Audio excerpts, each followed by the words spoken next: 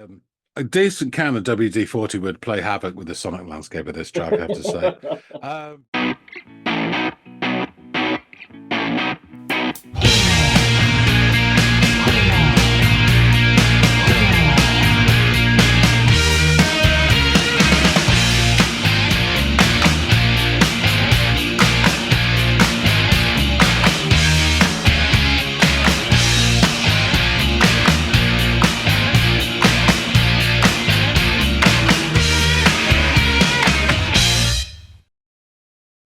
hey, everybody, and welcome to another episode of The Audiophiles, you bastard. My name's John, his name's Andy.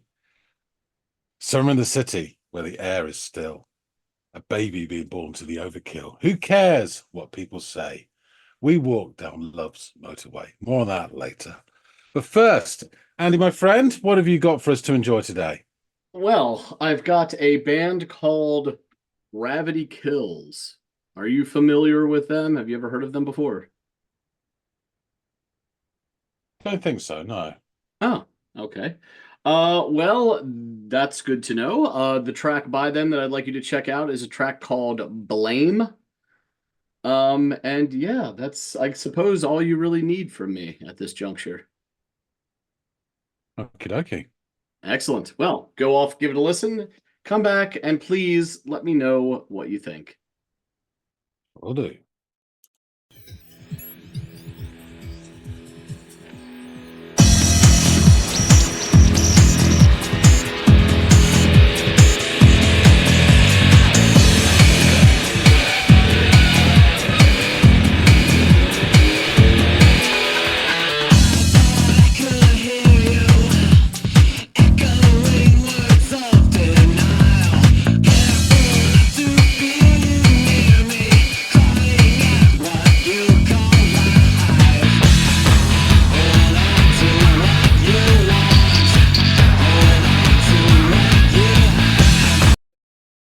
Okay, I'll stop before it kicks off or whatever, because it feels like it's circling the plug hole, sorry.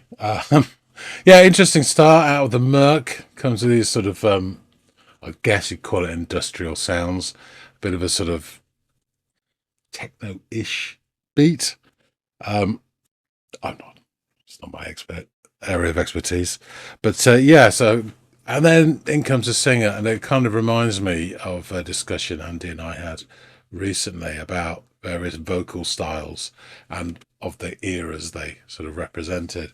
And this is another one of that sort of almost like recorded voice or through a bullhorn from a distance type voice, which again was quite 90s sounding. And it was supposed to be a little bit sort of the future, not futuristic, but that sort of thing. Yeah, it's all right. It does what it does. I don't mind it at all.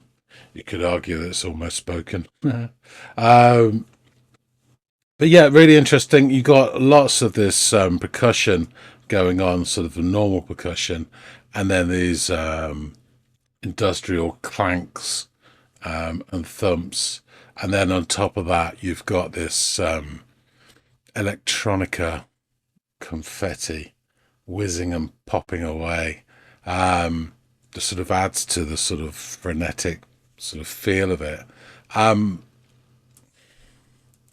in terms of industrial sounding, I have to say this clearly is an American band, but it kind of reminds me of sort of a British kind of sound. Interesting. Let's see how it goes.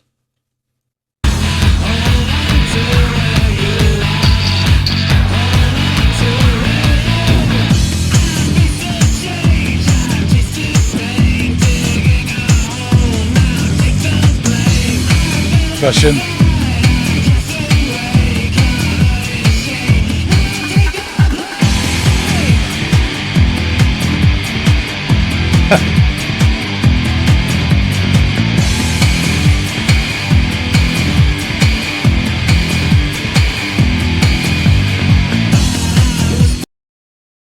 I think we're circling back now.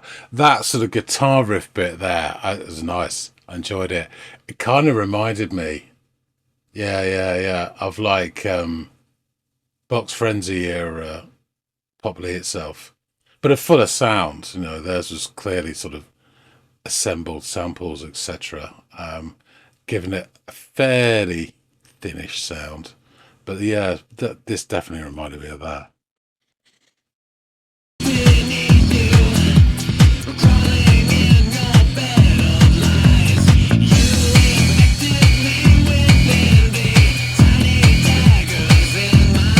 The ringing.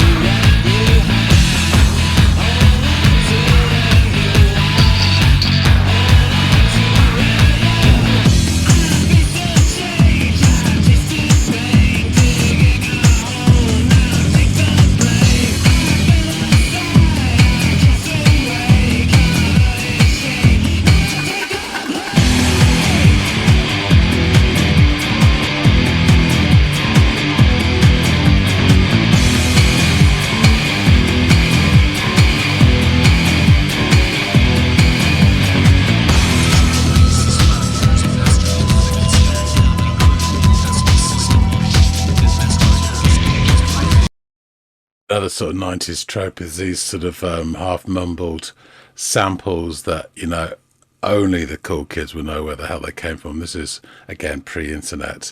Um, and, it's great if you knew what film or TV or whatever it was sampled from. That's funny.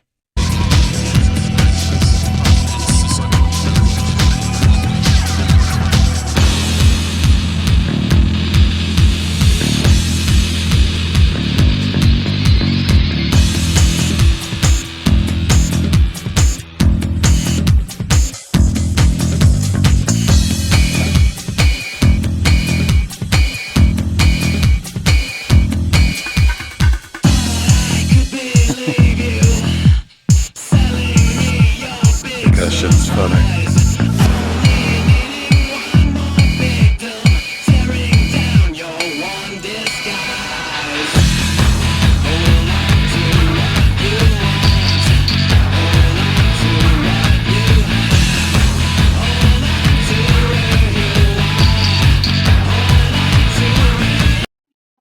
Say that bit just then, that's out a couple of times. It sounds like a robotic critic or cicada is annoying. There you go.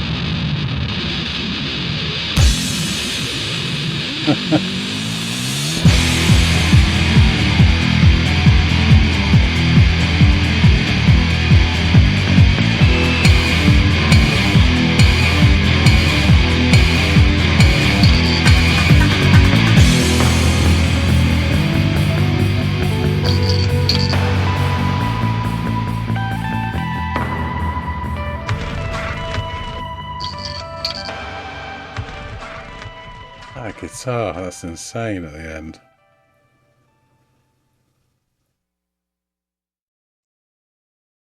Just got it.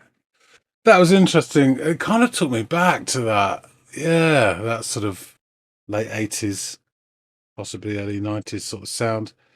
This, I guess you could call it industrial rock, but people, whenever you say that, they use Nine Inch Nails as a frame of reference, and I don't think this doesn't have that Dune Lane quality.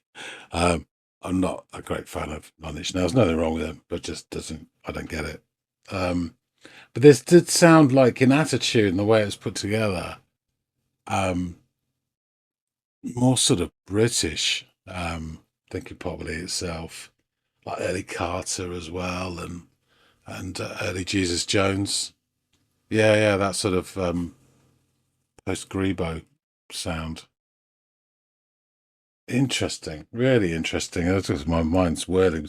And there's a lot going on in there. I thought some of the percussion was so interesting in different sounds and rhythms, and it was almost throwaway. They just bung stuff in, but some of it was almost Latin American in sort of the sort of the beats, and loads of sort of different effects, some ringing sounds, something that sounded like a steam kettle.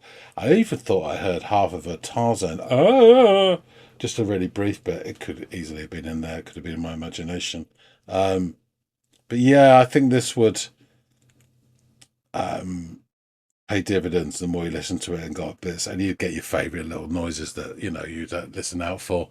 But I could see the little crusty kids with their dreadlocks and shaved side of the heads, and 3 or 4 snake bites, and going absolutely batshit for this on the dance floor. Yeah, definitely interesting. Right, we need to know more. And to do that, we must go back and chop it up with Andy. All right. Well, welcome back. So what did you make of this track by Gravity Kills? I found this to be quite an interesting listen. Um, yeah. So I'll start off by saying, in perspective of having heard this song, that I would guess that most people would kind of use Nine Inch Nails as a frame of reference to this sound. Yeah. Um, I only I'm not. because they're like the face of this movement. So yeah, you're right. I would think that. Yeah, arguably. I'm not overly familiar with Nine Inch Nails, and I'm not particularly a fan either. Yeah. But I'm guessing this came out after sort of Dharma's Spiral, sort of mid-90s. But it Mhm. did make me think of other bands and influences, and I had my own conclusions, which we'll get into. Excellent. So we start, and I would say also of this sound and this track in particular, it's nothing that I would gravitate towards or pick out myself, but I did enjoy it, Okay. and more so as it went along. So we start off with this techno-ish beat, for want of a better word. I'm not an expert in in these Mhm. matters, so sue me if you want to say it's something else. Fair enough. It's a beat, with fuzz guitars and electronica confetti, I believe I called it. Actually, the electronic sort of sound effects were more like musical space dust. We used to call it. I believe you would call it in your country popping candy. Those sort of cackles and fizzes all round your tongue. Oh, Pop Um, Rocks. Pop Rocks. Okay, yeah, I got you. There we yeah, go. yeah. When that came out, my friend, and well before you were born, when I was like about 7 or 8, it was a fucking revelation. It Yeah. was around about the same time that you could get slime in a bucket as well. And the Yeah, two yeah. things, just absolute perfection. And another one Um, of those Dippin' Dots is another one of those items that was like very much of its time. It's like it's the new future in ice cream, like Pop Rocks or the new future in candy or whatever. Yeah. yeah, yeah, incredible. Anyway, so that's the sort of musical effect. The percussion as well, more on that later, but it's mixed in with those sort of metal clangs and thumps associated with industrial Right. music. Yep. So the vocals enter with that sort of bullhorn from a distance filter. Mhm. So it has this sort of distortion of a bullhorn, loudhailer we call it in our country, but without the noise amplification. Mhm. um, and it did make us think.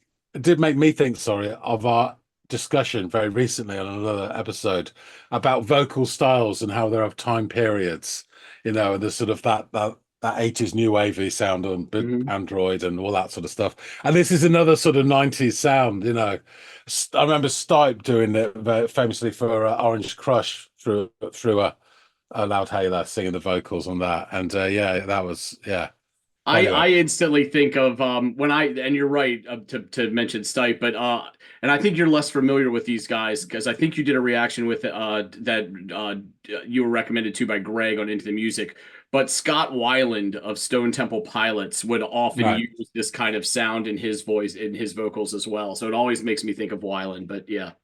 Yeah, and I guess at the time when that started coming out, again, this was like another sort of not futuristic, but this is perhaps what the future will sound like. We'll Mhm. all be digitalized one day and that sort Yeah. of thing. Anyway, so that was go. It works well with the song. Don't get me wrong. There's no criticism of it. It just made me sort of chuckle a little bit. So at this point, we're into, I guess it's a verse, and the bass and percussion really drive this in quite a nice, funky, dancey way. And I get hold on to what you want sort of repeated. And that's where I sort of paused it to sort of talk about the intro because I said like musically, it's like it's circling the plug hole at this point. It's about to go down and into another realm, as it were. Mhm. And we go into the chorus. And to be honest, I'm only getting sound bites here because of all the musical activity going on in the song. The odd words, there was like, shame and hole and blame and stuff like that, obviously. Um, the singer does that classical sort of gimmick or whatever you want to call it, affectation at the end of the chorus where he screams the last line. Yeah. And it obviously ushers in, um, I think he's just talking about now take the blame. And it Yeah. ushers in some meaty guitar riffs, which is all good stuff. Um, and here's where, as this guitar riff is coming out, out of the chorus, this is where I start to get flashes of another band, and it's probably a band you're not familiar with at all. Pop Will Eat Itself, British band that started up in the early 80s, What and was their the name of the first sort band? of Pop Will Eat Itself, obviously, Okay. or abbreviated to PWEI as well. Okay. Um, I should have bollocks. Somewhere around here. By oh yes, yes, and this is what I wanted to talk about actually. So, Okay. Pop Elite itself, PWEI, and they had some really really cool covers actually. I won't bore you. He says as he's about to bore you, but there's some really really nice covers that later on in that sort of thing that sort of had really nice That's designs on cool. them. That is very And cool. yeah, the other one, which is a picture disc, is absolutely mental. Which one? Oh, here we go. Yeah, these two. I hope you can Oh see wow. that. That's awesome. Yeah, and Yeah. Yeah. No, I dig that art a lot. yeah. So anyway, just very briefly, because I've gone forever. Um, so they started off it was like an indie punky band, and then they had this sound called Grebo, which was sounds like punk and indie that morphed. And then that album I showed you, Box Friend, they in 1987, the sound morphed, and there was a song on it, Grebo, Guru, and others as well, where they took samples and the beats from Run DMC, Beastie Boys, mixed it up, and then added other stuff, and you get this almost industrial rock coming out of it. Hmm. The British version, not the Nine Inch Nails versions, which is Right. slightly different, like a lot of things. Just to quickly explain Grebo, it's much about the attitude and the dress, which was kind of crusty, armor surplus, check shirts. Does any of this sound familiar? Dreads, partly shaved side of the head with dreads, big Yeah. boots. Um, this is 5 years before grunge, but and jaunty headwear for some reason, or big scarves as well. I don't know why, but you got this blend of scuzzy indie rock, garage rock, hip hop beats, and electronica. And then what happens is you add in these samples of like heavily distorted guitars and stuff, and you get this, Yeah. industrial sounds creeping in. And it wasn't so much like the percussion, industrial percussion that you get here, but a lot of it was this attitude. They were working things out as samples came in. It was like the Wild West of like what can you use legally and stuff like that. And it was a very short-lived scene from late 80s to right up to pre-grunge, sort of early 90s. And it was only in the UK. And there were other bands that were associated with it. And this sound from this track reminds me of some of that. It reminds me of early Jesus Jones and early Carter, the Unstoppable Sex Machine. And they fit the bill as well to a certain extent. So yeah, it's all interesting stuff and made me think about that. So this heavy guitar riff just kind of fades and we go into the next verse and then pre-chorus and chorus. It's a very similar pattern. And what they do is they mix up the various effects. So there's a bit of variance, but in truth, you don't really need a lot. But there's different sounds. Particularly, I have to say, the percussion was really interesting, and they kept changing that up as Mhm. to the patterns, but also what various things they were banging against or whatever. So you get this different tonal sounds, which is really, cool. Um, at the second chorus, we get a sample muttering bridge, which is classic 90s. Um, and I think I stopped it and said, like, it's one of those, this is pre-internet. So only the cool kids would know where that sample's come from, Mhm. and you're like loaded up other people because I know this is from that obscure film or this TV or whatever. And, some people are being very smug. And then it builds back up with some really nice beats, which I have to say, some of them almost had a Latin American feel to the patterns. It was very Mhm. interesting. Yeah, sort of Latin American in their origin, but certainly not in their eventual sound, which had been shoved through a steampunk mincer to come out like being banged on the side of the school boiler. I don't know. And again, this sort of drive from it harks back to almost early 80s indie dance, that kind of new order type sort of funky dance to it. Um, I don't know if they're real basses or for electronic bass, because that kind of sound really was associated with electronic bass, but you can't really tell on this. Well, I can't. Mhm.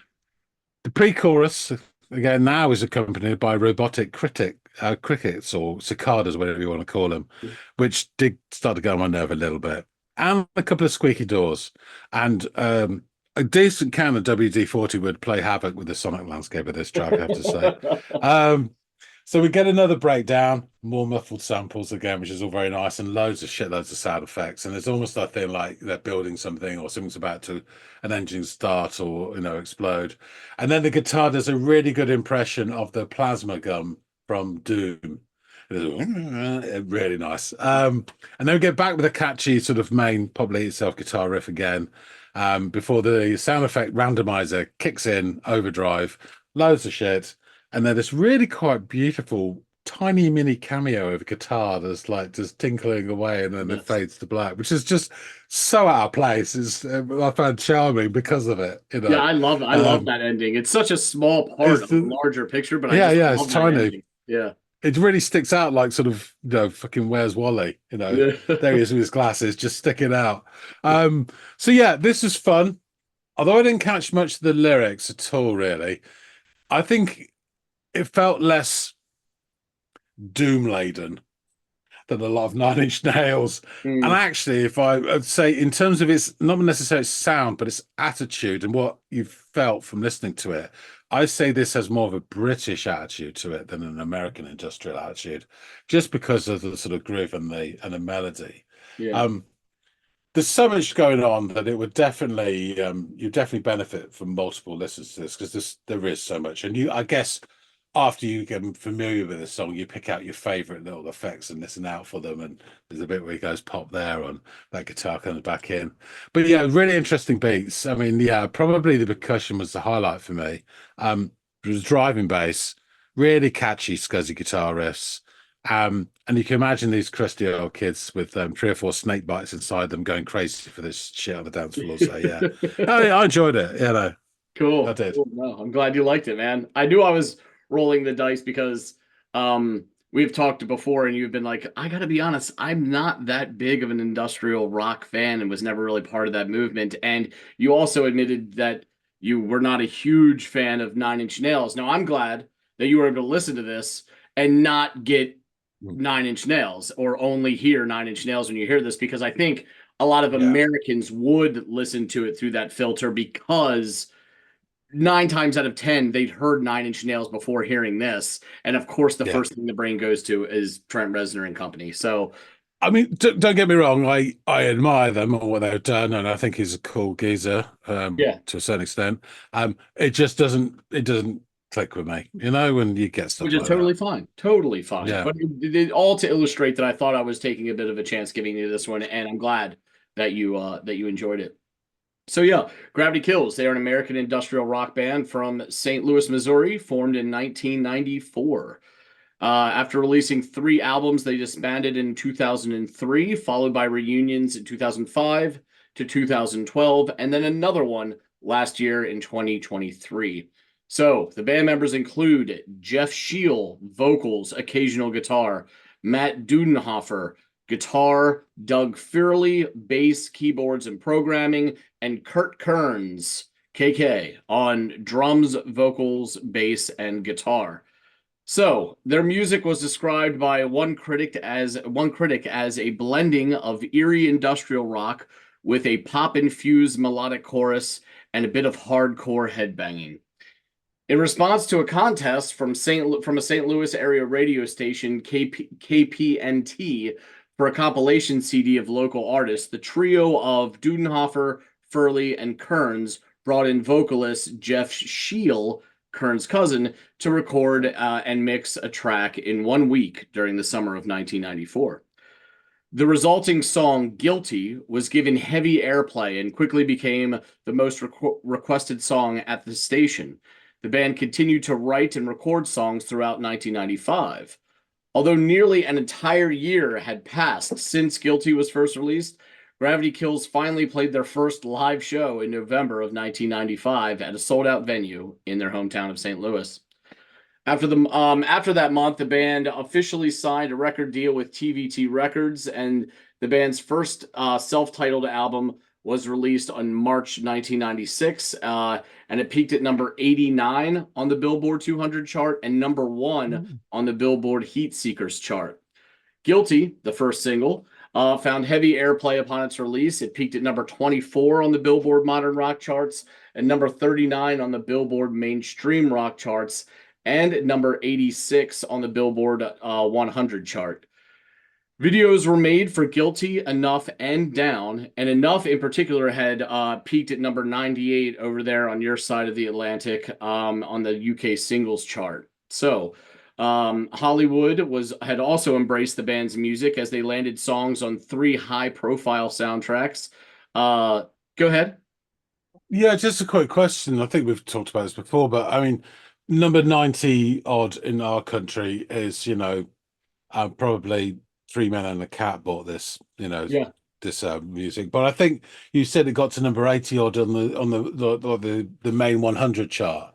That's significant sales in America, though, isn't it? For a Yes. first Yes. single or whatever of a band, that's really pretty As is significant. as is number 39 in the Billboard Mainstream Rock chart, because this isn't Yeah, yeah, niche, this is just the generic term of rock, which encompasses all of them. And now yeah. you're flirting more with the top 40 aspect of rock and roll, and this was breaking through into that, which is a little Mm, odd, given this, but I mean, I guess the times were we allowed grunge to get in there, so I assume that there was room for these guys at the time in mm. there as well. Um, so yeah, interesting stuff, and you're probably right. Take the information about the UK with a grain of salt. It's a much smaller populace, and number 98 is of 100 is not it's not exactly high up there. So, point well made. So yeah, Hollywood started to really dig their sound and incorporate them into soundtracks, most notably Seven, with the song Guilty, which is a really All good right. film. I enjoyed Seven quite a bit. An awful movie, Mortal Kombat, with the track Goodbye. And a film somewhere in between, but probably closer to Mortal Kombat, Escape from LA, which actually featured this song. And as not great of a film as Escape from LA is, it's got a really good soundtrack. Like, I love the soundtrack to Escape from LA. So this featured on it. Gravity Kills, they toured in the summer of 96 with the Sex Pistols, of all people, and embarked on a solo tour that fall. With the success of the first album, the band quickly established itself on the rock scene as one of the most promising young bands in the industrial music scene, a scene that was already probably at its apex of popularity, given what Downward Spiral and Nine Inch Nails and even bands like which is your side, but Prodigy here would have been lumped into the genre of Nine Inch Nails. These guys, sort of industrial dance, electronica, all that stuff, Oh kind of yeah. stirred into a cauldron to get what you get. So yeah, they toured with the Sex Pistols. Then Gravity Kills album was also released worldwide with chart success in England, Germany, and France. And in 1997, TVT Records released a remix compilation album called Manipulated. Seems like a pretty good name for an album of like remixes, which contained remixes of the band's self-titled album, songs like Guilty, Blame, Enough, Down, and Here. They love the single word song titles. The Mm. band released their second studio album in June 1998, titled Perversion. The album was less a success than their self titled debut, but still sold well, peaking at number 107 on the Billboard 200 chart, and the single Falling peaked at number 35 on the Billboard, again, mainstream rock chart. In 99, the drummer Kearns had left the band. His reasons for leaving were a chance for him to spend time with the family and return to practicing architecture, which is an interesting hobby and second means of income for a rock musician. But nonetheless, that's what he did. So he was initially replaced by Greg Miller, who played with another St. Louis band called Radio Iodine. And after a handful of shows in 2000, Brad Booker, former drummer of the band Stir, joined on drums. After the release of Perversion, numerous recording sessions commenced for the third album between June 99 and August 2001. An entire track list was completed. However, the band was dissatisfied with the mixes and returned to the studio. Gravity Kills also signed with their new label, Sanctuary Records. In March of 2002, Sanctuary released the band's third album, Super Starved. The UK version of the album was released by Mayan Records, which was a part of the Sanctuary Records umbrella. And the Japanese version of the album was released by Victor Entertainment. The single One Thing had charted at number 24 on the Billboard mainstream rock charts, the band's highest position to date. And on January 4th, 2003, the band officially broke up. A statement posted on the band's website read as follows: Your assumptions are true. Gravity Kills are no longer together and will not be producing music together under the name Gravity Kills. Each of the band members has moved on to other endeavors. The reason for this are various, and unfortunately for legal reasons cannot be mentioned here. The band has always has right red flags. The band, as always, appreciates all the support throughout the years and considers their fans to be the best in the world. Those band members still associated with the music industry hope to see you soon with their own projects. So yeah, the band members scattered to different occupations. Matt Dudenhofer returned to an engineering job outside of the music industry. Doug Furley went on to tour with Alicia Keys as a keyboard tech, and then worked as a draftsman before forming the production team Shock City Productions with Chris Loesch.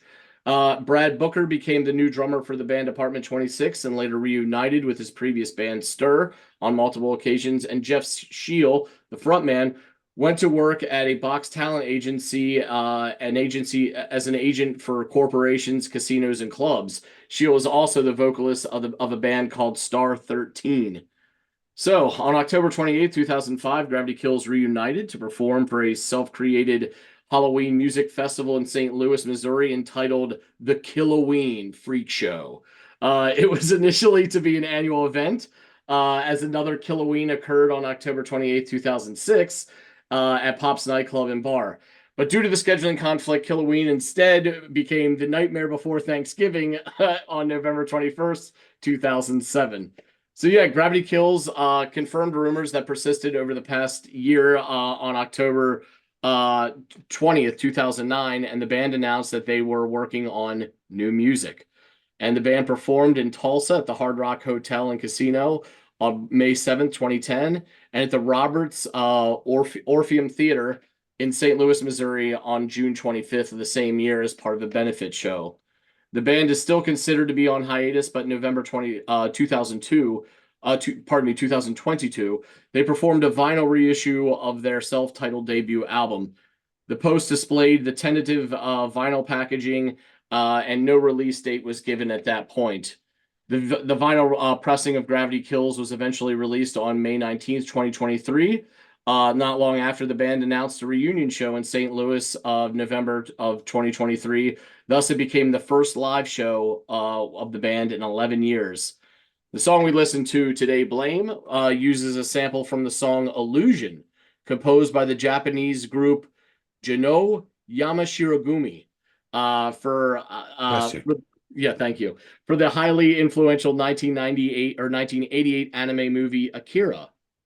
Which, Really? yeah, I've heard of Akira. I'm not much into anime, but I know that one holds weight among fans of Yeah, the genre. it's a biggie. I Yeah. don't remember the soundtrack. I mean, yeah, I know Akira quite well, but Well, there you go. There's a little interesting Easter egg for you. interesting. So, AllMusic critic Don Klein had this to say about the album in his review. The debut effort from St. Louis industrial rock band Gravity Kills delivers an ample mix of crunching guitars, pounding drum loops, layered synthesizers, and vocals that escalate from intense whispers to raging screams with its themes of alienation, hopelessness, and regret. The album resembles the abrasive tone of its first single, Guilty, the song that initially brought the band together. He would add, the album is rich in production with melodies that bleed through muddied layers of samples and atmospherics. Overall, the album is a satisfying affair, delivering a convincing sense of raw emotion and a good dose of angst-ridden metallic guitars. So, let's jump into these lyrics. I thought I could hear you, echoing words of denial, careful not to feel you near me, clawing at what you call life. Hold on to what you want. Hold on to what you have. Hold on to where you are. Hold on to where you. I faced the change. I tasted pain. Digging a hole. Now take the blame. I fell aside. I cast away. Covered in shame. Now take the blame. Thought I was beneath you, crawling in your bed of lies. You infected me with envy. Tiny daggers in my eyes. Hold on to what you want. Hold on to what you have. Hold on to where you are. Hold on to where you. I face the change. I've tasted pain, digging a hole. Now take the blame. I fell aside. I cast away, covered in shame. Now take the blame. Thought I could believe you, selling me your big surprise.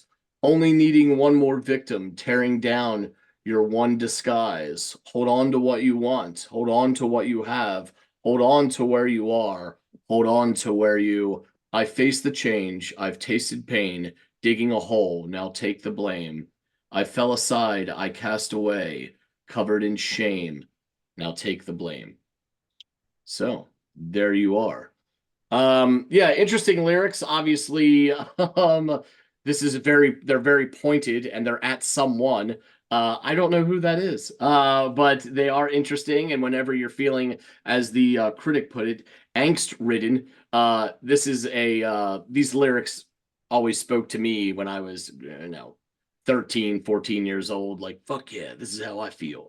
So, but on top of that, it's also got this lovely blend of industrial music, but also this very, as you put it, danceable beat Yeah. to it and quality, which is an interesting marriage of such rigid and hard, oftentimes hard sounds that you get from industrial, but the fluidity and motion of dance coupled with it. So I always thought that that was kind of an interesting dichotomy that this song had to it. Mhm. And it toes the line really, really well in that regard. So hey man, I'm really, really glad you like this one. This was I knew I was taking a shot on giving you this. I've been far more confident in my choices for you that you will like them than I was in this one. So I'm glad you actually warmed up to it as it progressed. So thank you, sir. No problemo. Excellent. Excellente. So, folks out there in the listening audience, please let us know what you think of Gravity Kills and this track Blame. If there's other tracks by them that we should check out, there are. And if there are other bands that this sound kind of reminded you of, as John was quick to point out and kind of took me to school a little bit because some of those acts I had never heard of and now I'm kind of interested in. Hint, John, hint. Um, and yeah, so please just drop that down in the comments field below. We love hearing from you guys. We love interacting with you guys. We love taking suggestions from you guys.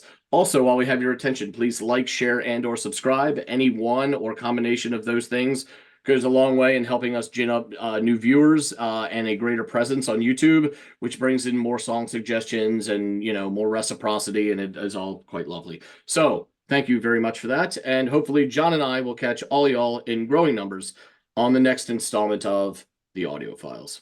We'll see you later, guys.